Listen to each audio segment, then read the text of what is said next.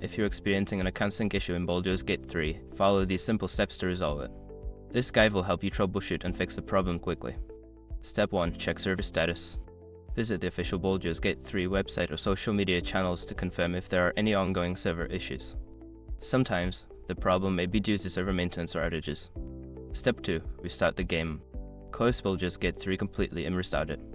This can refresh the connection to the servers and may resolve minor sync issues. Step 3. Verify game files.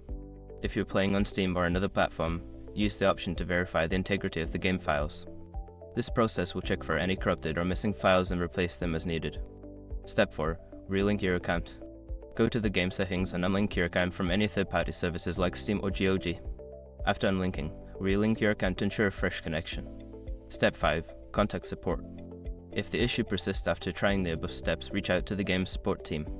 Provide them with detailed information about the problem and any troubleshooting steps you've already taken. By following these steps, you should be able to resolve the account sync issue in Baldur's Gate 3. If problems continue, don't hesitate to seek further assistance from the support team.